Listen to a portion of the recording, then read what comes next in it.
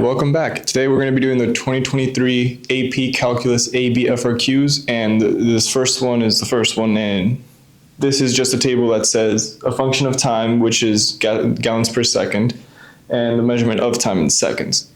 The first question is asking us to interpret the meaning of the integral from 60 to 135 f of t dt, and then use a right Riemann sum with the subintervals 60 to 90, 90 to 120, and 120 to 135. These are all given in the problem, and we're going to use these to approximate the value of the integral from 60 to 130 f of t dt. Riemann sums. First thing, we know our bounds, our ranges. So we're going to have, and it's a right Riemann sum as the problem said, so we're going to have f of 90 times 90 minus 60, then that value plus f of 120 times 120 minus 90 plus f of 135 times 135 minus 120. Now, you do have a calculator for this question. However, I would not plug it in here because you're going to spend a lot of time making sure these parentheses are all right and everything. So I would simplify first. So we have f of 90 is 0.15 times 90 minus 60, 30, plus f of 120, 100th, or 0.01, times 120 minus 90. That's a bit of an ugly 2. Right, so that's again times 30. Then we have f of 135, which is 0.05, times 135 minus 120, which is 15. Now this is what I would plug into the calculator to get a value of 8.25. However, just putting down 8.25 is not going to get you the point, or all the points. It's only going to get you 2 out of 3, because the question is asking first for an interpretation of this and then the approximation. So, as the problem says, f of t is gallons per second. T is just the input, seconds.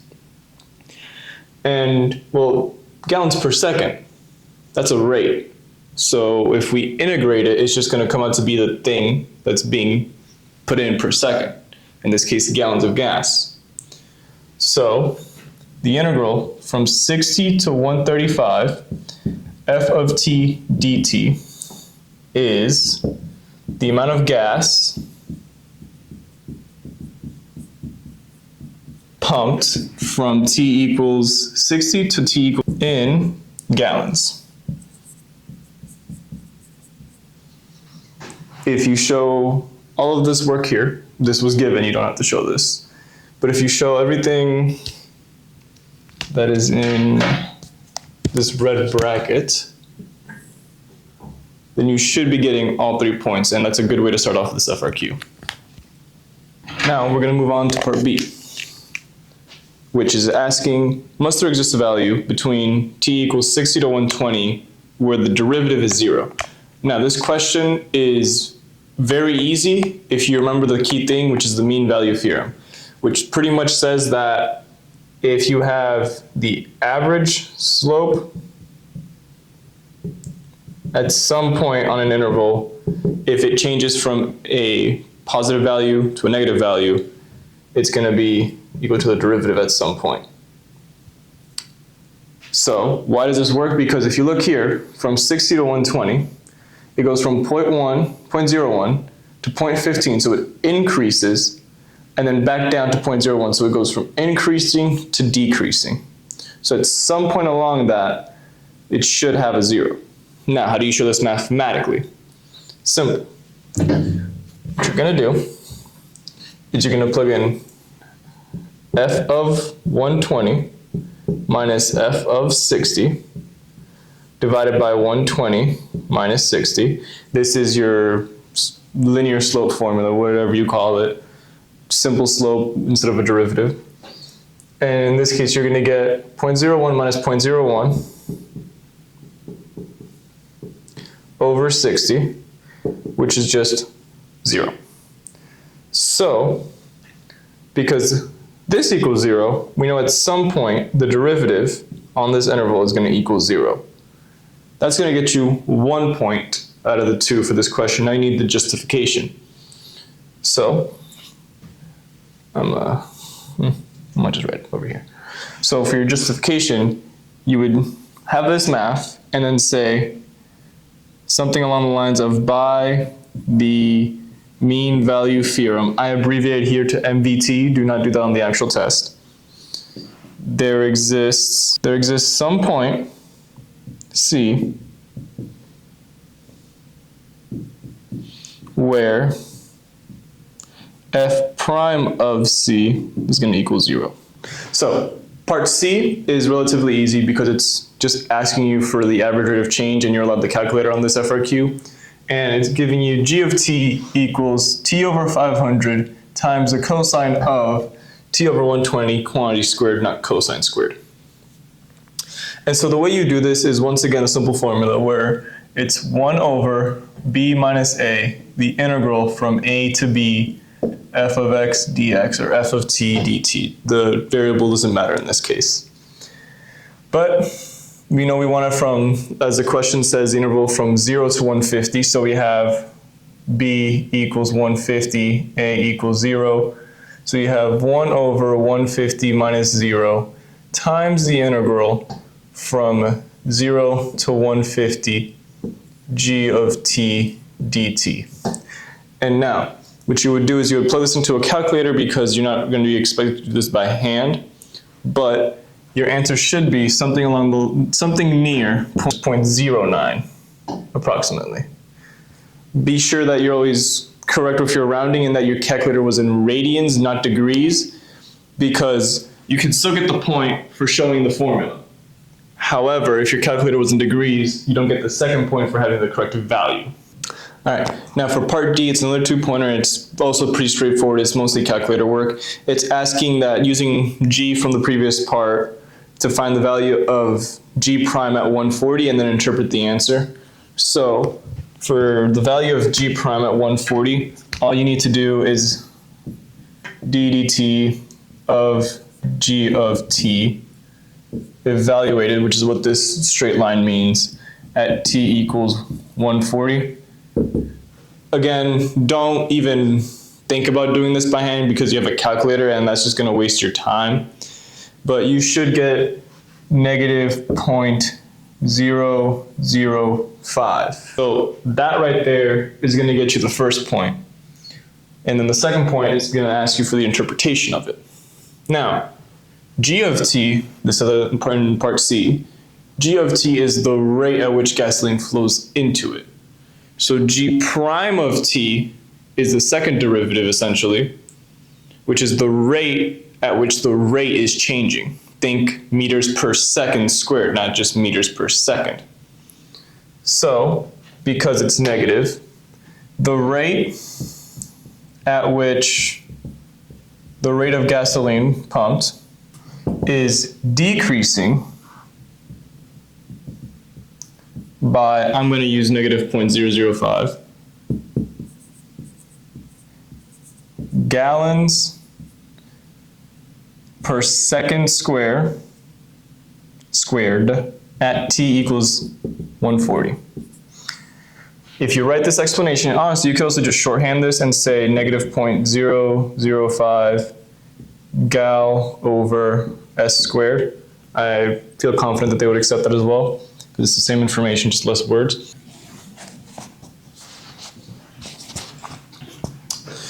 All right, this is the second FRQ9. You're still at a calculator, and this one is a bit more calculator heavy, but overall less memorization as long as you know your physics.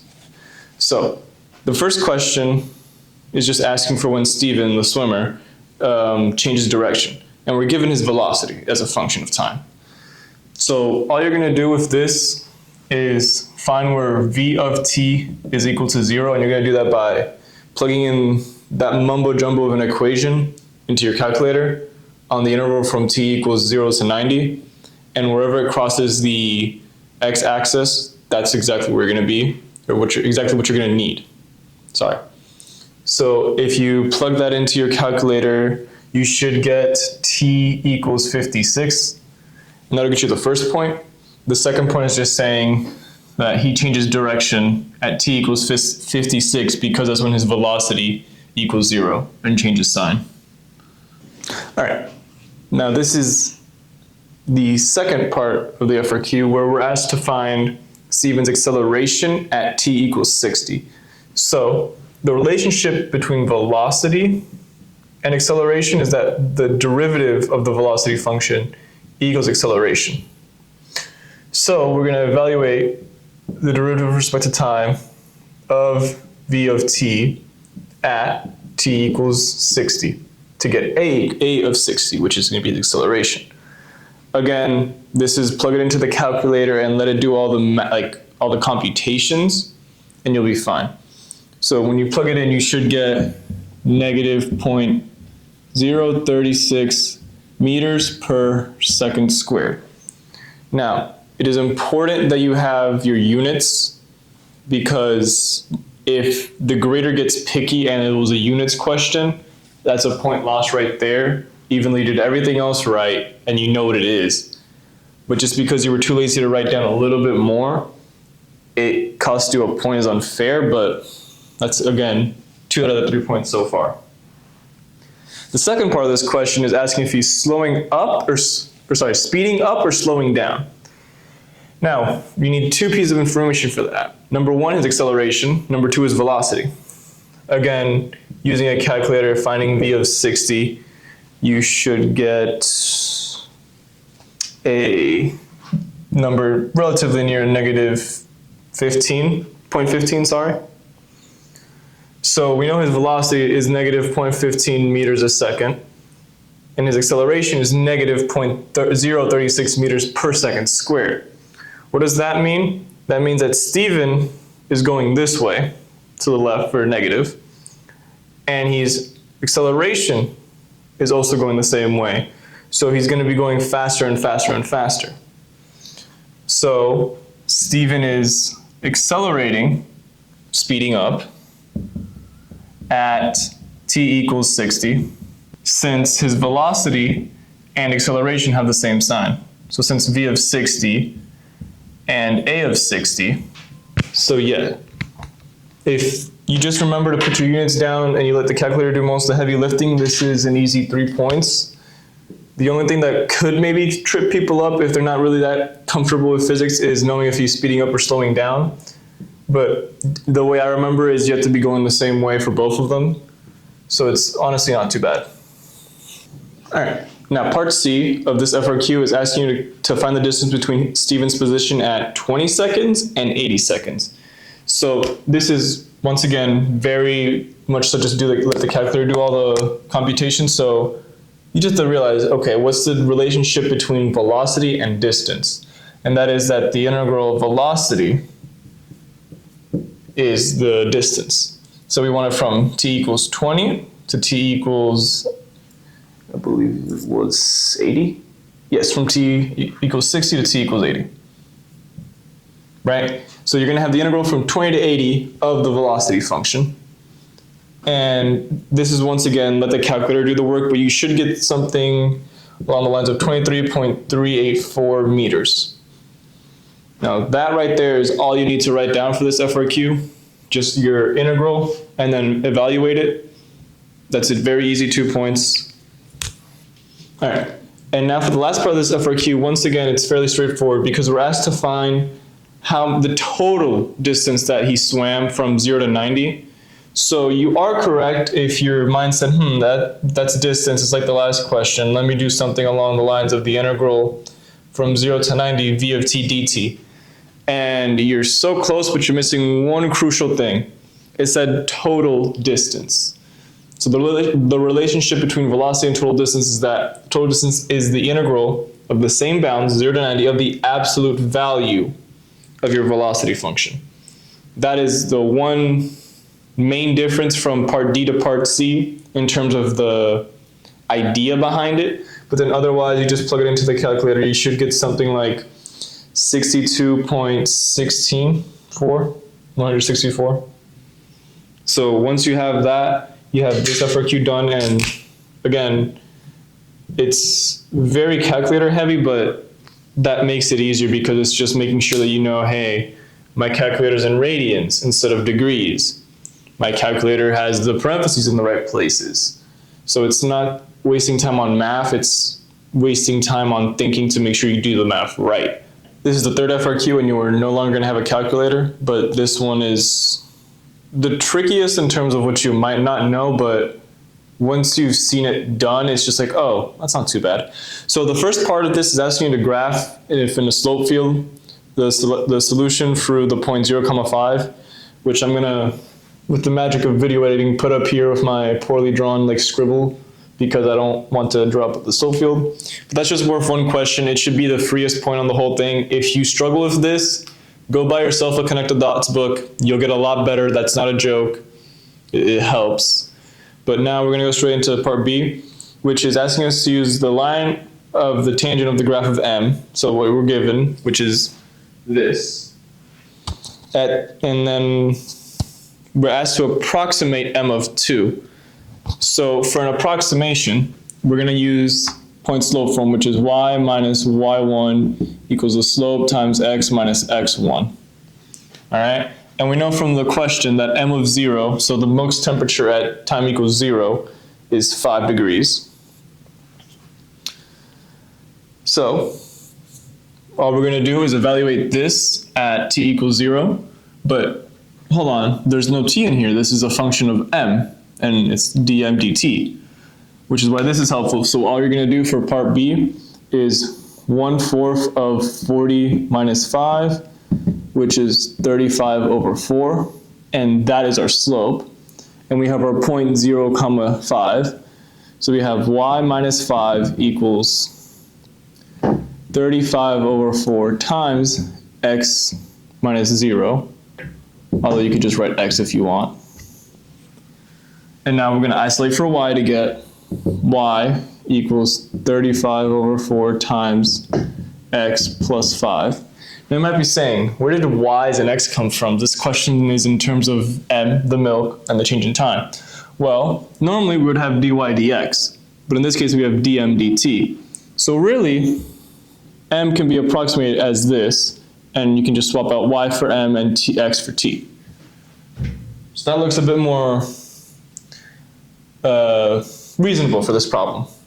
And we're asked to approximate the temperature at time equals 2 minutes, so you just plug in t equals 2, and you get m of 2 is approximately 22.5 degrees Celsius. Please do not forget degrees Celsius, because again, if the grader gets picky with you and they just don't like the fact that you forgot that it was degrees Celsius, your easy 2 points now just turn into 1 point because of their bad mood or in your silly mistake. Now, this third part is one of the trickier ones, but it's only worth 2 points, and you can easily get 1 point if you don't know the second point. So it's not impossible, but we're asked to find the second derivative with respect to time, and then using that answer, determine if our previous answer is an overestimate or an underestimate of the actual value of m of 2. So let's just start off first by taking the derivative. So we're going to have the second derivative equals, well, this is a constant. That's going to, constant times a constant, that's just going to be 0. And then negative 1/4 of m, well, that's just going to be negative 1/4 of dm dt. But we can't really use anything in this formula. We don't know any values of dm dt. But wait, we do know something that's equivalent to it up here. So the second derivative is negative 1/4 of that. But let's clean this up a bit because it is a bit long. So we're just saying negative 1/16, because 1/4 times a fourth is going to be a 16th, and one of them is negative. So a 16th, negative 16th of 40 minus m is equal to the second derivative. So that right there is the first point, and it's the easier one of the two. Now, as you saw in the slope field, and I'll put it back up here again just as a quick refresher, there is a flat line, so all the slopes are going to eventually just go there and stay there. And that value is at m equals 40. So we know it can't be anything higher than 40 because we're going to start from the bottom and work our way up, as was said in the initial question. And we also know that our second derivative is always going to be negative because this is going to be a whole number and this is negative, so it's going to be a negative times a positive number, right? So what that means is that it's concave down. So it's something like that. And our tangent line from the previous answer was something positive. So it's going to be something that looks similar to this green line here. So what this means is that we've essentially estimated this, but then we went way over. Okay? So for the second part of part C, you would say that because dm, the second derivative of milk with respect to time, is less than 0, it's negative, and the milk never goes above 40, so it's less than 40 degrees. In this case, you can just write 40. It's concave down. M of t is concave down, the function. So our answer from part B is an overestimate. So just a quick recap, because this looks weird to people who aren't comfortable with math. The second derivative is always negative, less than 0. And the temperature is always less than 40.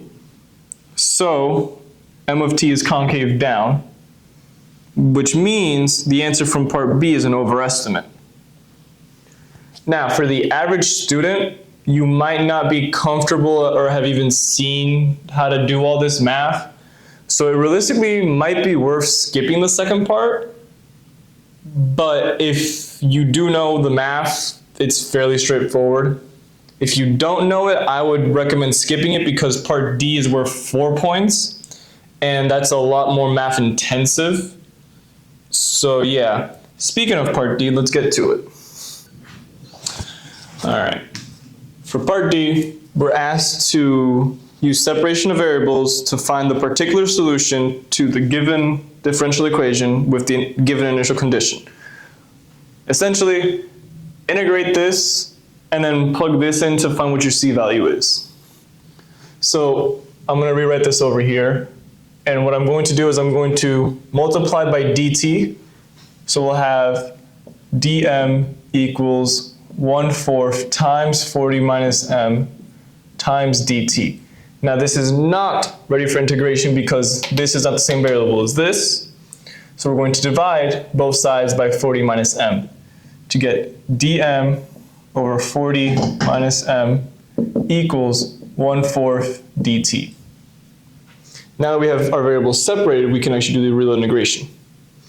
So we're going to start off the right side. This is just simple. It's just a constant, so it's 1/4 of t plus c. And now on the left side, it's a bit more tricky, but it's really not because this is just the natural log. So it's u substitution. We're going to let u equals 40 minus m. So du equals negative dm. So then you get, I should have written down the integrals earlier, but that's okay. Du equals negative dm, so you get the integral of negative du over u, which is just the negative natural log absolute value of u.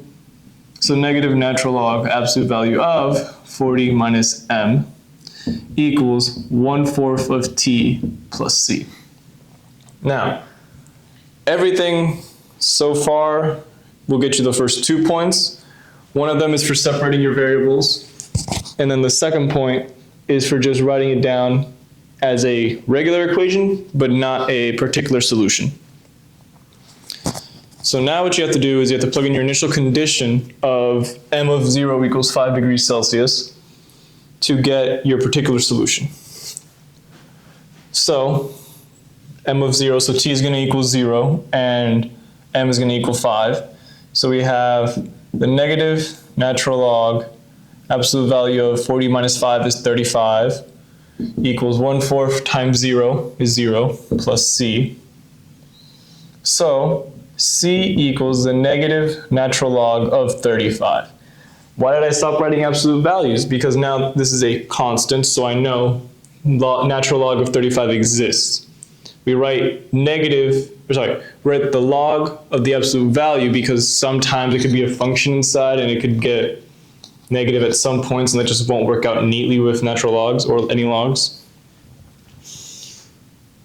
So that right there is not enough to get you the third point, however, because now what you have to do is plug it back into here and solve for m.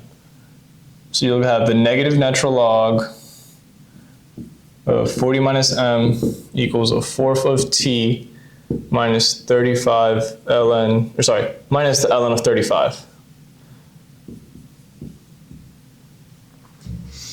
Right? So we're solving for m. First thing I'm going to do is multiply out the negative 1 to get just the natural log of 40 minus m.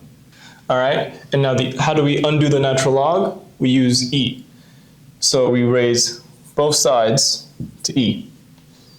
On the left side, they're going to cancel out, and you'll just have 40 minus m equals e to the power of negative 1/4 of t plus ln of 35. And now you can move over the 40 to get negative m equals e to all of that. All right, multiply out the negative 1 in front of the m. And now I saved this step for last just because this is typically for Calc 1 one of the more weird steps where you're just like, wait, how did you do that exactly? So what we want is just m, and yes, this is equivalent and you might be able to get away with leaving it like this. However, if you can simplify, that's always best. So exponent properties, because we have e to the something plus something, we can just rewrite it as e to the negative 1/4 of t, then that times e to the ln of 35. But because e and ln are opposites, this is going to cancel.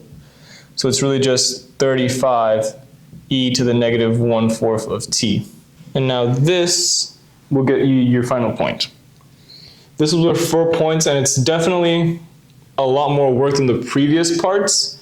However, because the previous parts were a lot less work and much quicker, you should be spending, I'd say, about half of the 15 minutes, 8 of the 15 minutes you have just on part D alone, because it is the most math intensive. But it's also worth 4 points, so that checks out. So this is FRQ number 4, and it gives you a graph that looks something like this. And note that the graph is of f prime, not f prime.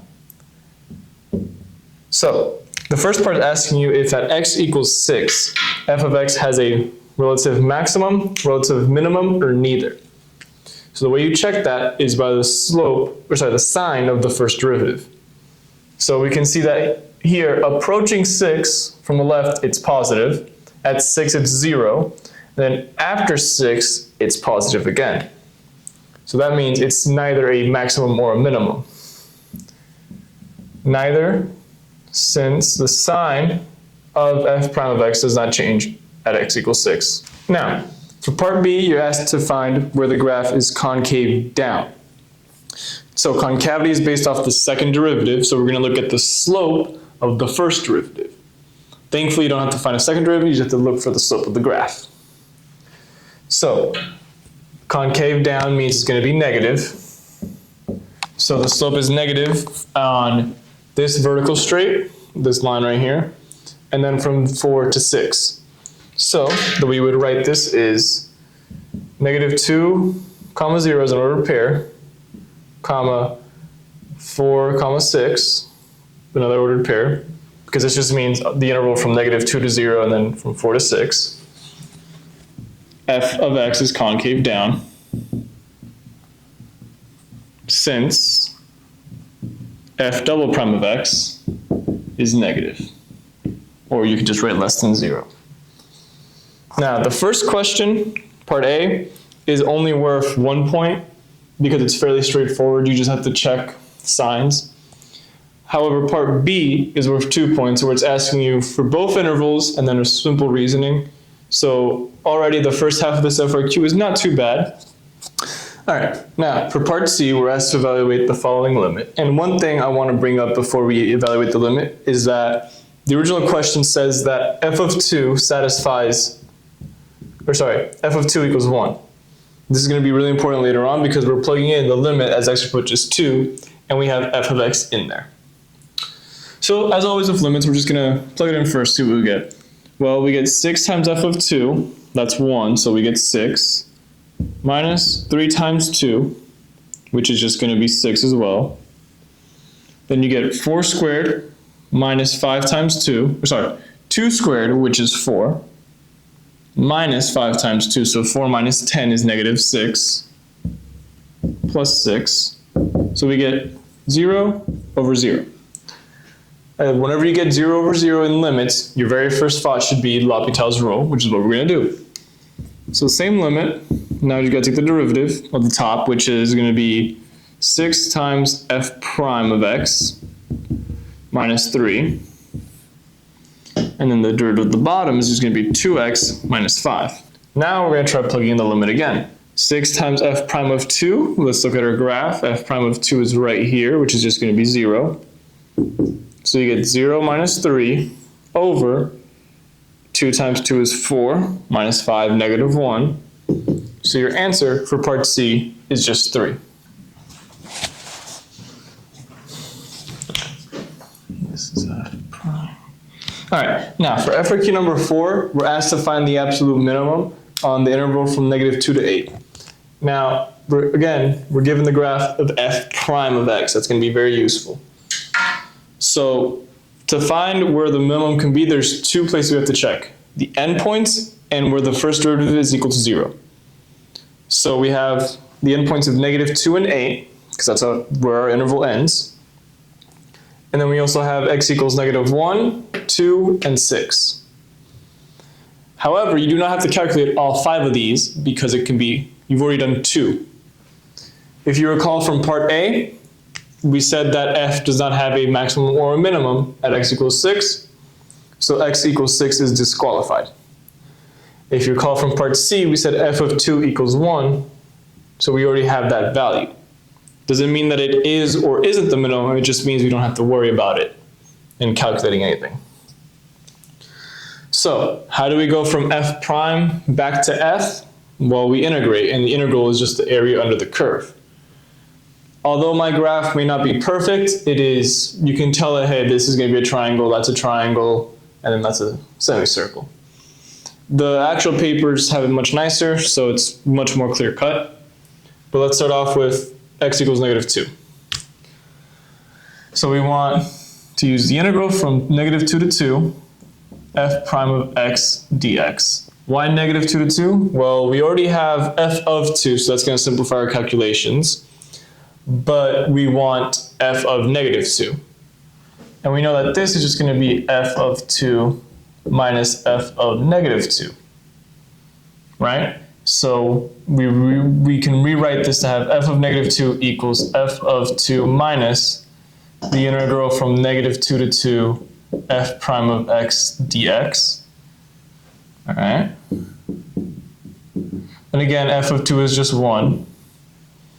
So now to get the area. So we need the area that is going to be shaded in green. All right. So this first triangle, again, area of a triangle is just half the base times the height as a friendly reminder. This first triangle is of height 2 and base 1. So 1/2 times 1 is 1/2, times 2 is 1. So we have 1, all right. Now let's look at the second triangle. It's the same thing, but it's just underneath the x-axis, so it's of negative 1. All right. Now let's look at the third triangle, this one here. It's base 2 and height 2. So 1/2 times 2 is 1, times 2 again is just 2. but because it's under the x-axis, it's negative 2. So we have f of negative 2, which is what we want, equals f of 2 minus that integral from negative 2 to 2. But now we can rewrite this as 1 minus, because f of 2 is 1. These two are going to cancel out because I'm going to have to add these all up. So 1 minus 1 minus 2. 1 minus 1 is 0. 0 minus 2 is negative 2. So we have 1 minus negative 2. So f of negative 2 equals 3. All right? So that's the first point. Now we have to do the same thing for f of negative 1. So f of negative 1 is just going to equal f of 2 minus the integral, from negative 1 to 2 f prime of x dx. But wait, why are you using the same integral? Because we want to do the least work possible, and we can reuse a lot of the work we just did. So now, if we look at the same area in green, we're finding the same thing, we don't care about that triangle anymore. All right? So f of negative 1 equals 1, because again, f of 2 is 1.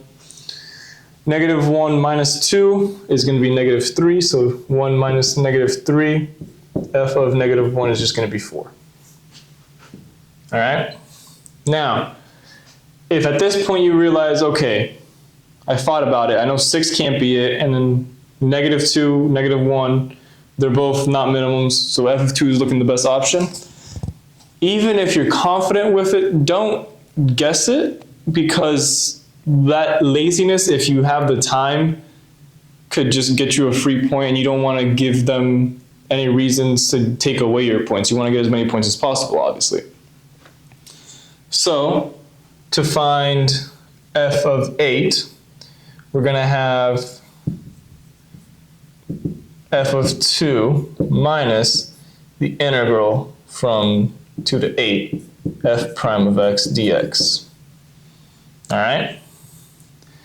So f of 8 equals 1 minus, all right, now from 2 all the way to 8, we have to consider two different shapes.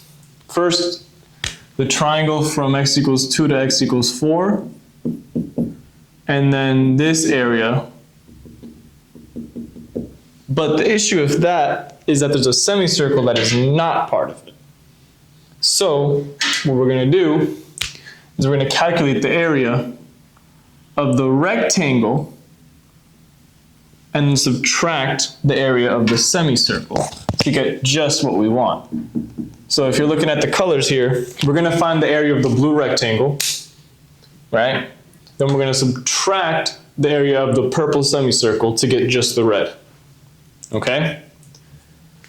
Just the red within the rectangle, and we're going to add the red outside of the rectangle. So this is a triangle of base 2, height 2, so the area is 2. All right, but wait a minute. I'm rushed on time. I only have 15 minutes in FRQ. How do I know that this number is just going to be positive?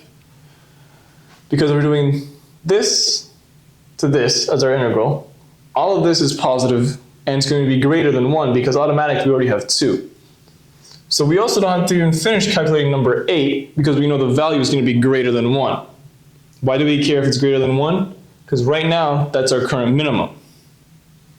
So once you've done all this work and you've figured out which one's which, by the way, if you do a chart, it's the best way to keep track of your work and it shows the grader what you're doing. So once you have this, you can just write f of x has a minimum at x equals 2. And that is it for FRQ number 4. This last part was worth 3 points, which is just consider all possible values, justify your answer, which you're justifying with this chart, and then give an answer. So it's fairly easy FRQ, it's just time-intensive calculations. All right, welcome to FRQ number 5. Now, this FRQ has a chart with two functions, f and g, their derivatives, and their values at 0, x equals 0, x equals 2, x equals 4, and x equals 7. So, part A is asking us to find h prime of 7, assuming that h of x equals f of g of x. Now this is fairly simple because it's just a quick little chain rule. So we have f prime of g of x times g prime of x equals h prime of x. And we're trying to find h prime of 7, so all these x's are going to be replaced with 7s. So we have f prime of g of 7 times g prime of 7. All right, g prime of 7 is 8. So we have f prime g of 7 times 8. G of 7 is 0. So we actually have f prime of 0 times 8. F prime of 0 is 3 halves. So you have 3 halves times 8, which is 12. All right, now for part B, we're told that k is a differentiable function and that k prime of x is f of x squared times g of x. And it's asking if k is concave up or down at x equals 4. So for this, because it's two functions times each other, it's going to be a product rule. So we're going to have the left derivative of the right. So f of x squared times g prime of x plus the right derivative of the left, which is going to be g of x. Now this is a chain rule, so you're going to have 2 f of x, f prime of x. And this is going to be equal to k double prime. All right. Now we're asked to evaluate it at x equals 4. So f of 4 squared times g prime of 4 plus g of 4 times 2 times f of 4 times f prime of 4. All right. Now we just gotta use this chart to plug it into here. F of 4 is 4. So that squared is 16 times g of 4 is negative 3 plus, g prime of 4 is 2, not negative 3. I was reading the wrong thing there. Then we actually have g of 4, which is negative 3, times 2, times f of 4, which is again 4, times f prime of 4, which is 3. Now looking at this real quick, this is going to be 8, 24. So we have 32 plus negative 3 times 24. And you should be able to leave this as an answer because it's not a calculator question. But because we're asked to determine it and then give a reason, you can't just leave it as some value. So I know that 42 times 24 times 2 is 48. Then you add 24 again, you're going to get 72. So you have 32 minus 72, so that's just going to equal negative 40. So at x equals 4, k double prime is a negative number, meaning that at x equals 4, k is concave down. And that should get you the points because you've shown that it's negative, and then you've justified it because by checking k double prime of x, you get a negative number, so k is concave down. All right, for part C, we're told that m is equal to 5x cubed plus the integral from 0 to x f prime of t dt. And we're asked to find the value of m equals 2, m of 2, and of course show your work that leads to the answer. All right, so for this, we just have to plug in 2 for x. So you get m of 2 equals 5 times 2 cubed plus the integral from 0 to 2 f prime of t dt. All right, 2 cubed is 8 times 5 is 40. So you have 40 plus the integral from f prime of t, from 0 to 2 of f prime of t dt. All right, well, we know when we integrate a derivative, we're just going to get the original function. So this is the same thing as f of 2 minus f of 0, right? So f of 2 is 7, f of 0 is 10, 7 minus 10 is negative 3. So you have 40 minus 3, m of 2 equals 37. That's a very straightforward question. It's not too difficult. It's 3 points essentially. Just make sure you show your work and that you plug in things properly and you check your math. Now, for part D, you're asked to determine whether m from the previous part is increasing, decreasing, or neither at x equals 2. To do this, we need m prime of x, so we're going to take the derivative of m of x. So the derivative of 5x cubed is just a simple power rule. You're going to get 15x squared plus Now the derivative of the integral from 0 to x f prime of t dt is just a fundamental theorem of calculus. So if you would evaluate that integral, you'd get f of x minus f of 0. You take a derivative of that. F of x is a function, so you're going to have f prime of x. F of 0 is some constant, that's just going to be 0. So m prime of x is 15x squared plus f prime of x. And we were asked to evaluate at x equals 2. So if we plug in x equals 2, you're going to get 15 times 2 squared, so you're going to have 60, plus f prime of 2 is negative 8. So m prime of 2 equals 52.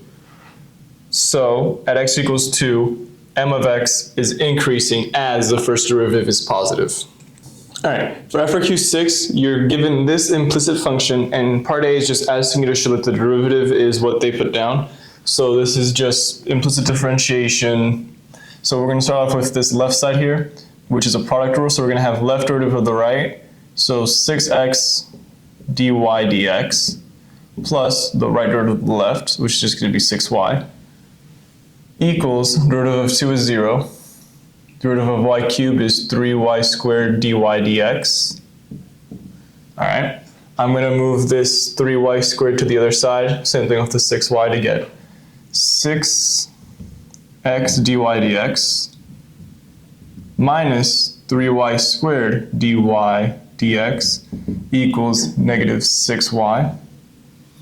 All right, I also noticed here that they're all multiples of 3, so I'm going to divide everything by 3 to get 2x dy dx minus y squared dy dx equals negative 2y. All right, let's factor out this dy dx here on the left side. 2x minus y squared equals negative 2y. And now we divide both sides by 2x minus y squared to isolate dy dx.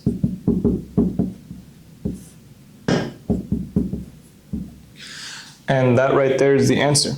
Now yes, on the paper they have it flipped as y squared minus 2x, but this is the same thing. It's just flipped around for me because that's how I did the math. It is an equivalent expression though. And that right there is 2 points just because you just asked to go through something and you're already given the answer. All right, now for part B of this FRQ, you're asked to find the coordinates where the tangent line is horizontal, meaning that the top of your derivative is equal to 0. So you have negative 2y equals 0. Your y value in this case would be y equals 0. Okay. Now what you have to do is you have to plug this back into your original function to see if the point even exists. So if we do that, we get 6x times 0 equals 2 plus 0. Well, we know anything times 0 is just going to be 0. So you get 0 equals 2. This is a false statement. So there is no point where the tangent line is horizontal on this curve.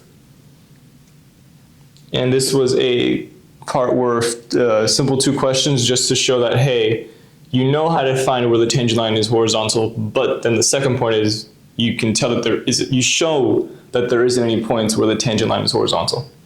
All right. For part C of this FRQ, it's very similar to part B, except now you're asked to find where the tangent line is vertical, meaning the bottom of your derivative is equal to 0. All right, so we have 2x minus y squared equals 0. You get 2x equals y squared. Now we have to plug this back into our original. So 3 times 2x y equals 2 plus y squared, or cubed, sorry. I pulled out 3 from the 6 because 6 is the same thing as 2 times 3. So now we can easily plug this into here to get 3y cubed equals 2 plus y cubed. It's a sloppy plus sign there. All right, we subtract y cubed from both sides to get 2y cubed equals 2. Now you have the answer of y equals 1. Okay. If it's at y equals 1, now we just got to plug that value back into the original to get our x value, right? So we have 6x times 1 plus 2, sorry, 6x times 1 equals 2 plus 1. So you get 6x equals 3, x equals 1/2. So at x equals 1/2, y equals 1, the tangent line is vertical because the bottom of your derivative just does not exist. Or sorry, the bottom of your derivative equals 0, meaning your derivative as a whole does not exist at that point because you cannot divide by 0. All right, for part D, we're told that a particle is moving along the curve given by the initial function, and that at the point 1/2 comma -2, the horizontal position is increasing at a rate of 2/3, and we're asked to find the rate of the vertical change. So this is the trickiest part of the FRQ, but it's actually not that bad. So for this, we have to start back from the original equation and take the derivative of it with respect to time. So it's going to be left derivative right, so 6x times the derivative of y with respect to t. So 6x dy dt plus the right times the derivative of the left with respect to time. So y times 6 dx dt equals, derivative of 2 is 0. Derivative of y cubed with respect to time is 3y squared dy dt. Okay, and we're told that it's at the point 1/2 comma -2, and that the horizontal movement, the dx dt, equals 2/3. So now this question just becomes plug and chug. All right, 6 times 1/2 times, well, we don't know dy dt, so that's what we're trying to solve for, plus 6 times -2 dx dt 2/3 equals 3 times 1/2 squared. And again, we don't know dy dt, so we're just going to leave it as dy dt. All right, 6 times 1/2 is 3 dy dt, plus 6 times -2 is -12, times 2/3 is -8, equals 1/2 squared is 1/4, times 3 is 3/4 dy dt. I'm going to subtract 3/4 of dy dt from both sides. This is going to give us 9/4 dy dt, sorry for blanking there, minus 8 equals 0. So 9/4 dy dt equals 8. So dy dt is equal to 8 times 4/9. 4/9 because if you multiply this by 4/9, you just get dy dt, and that's what we want. You should be able to just leave your answer as that because it's a FRQ. But that'll wrap up the last FRQ. This part was worth 2 points. So it is a bit more math for 2 points, but it's one of those things where when you're reading it, you're probably going to freak out first, but when you calm down, take a breath and ask and think, you're going to realize, oh, this is an easy FRQ part. So yeah, that's all of the 2023 AB Calculus FRQs. Thank you for tuning in.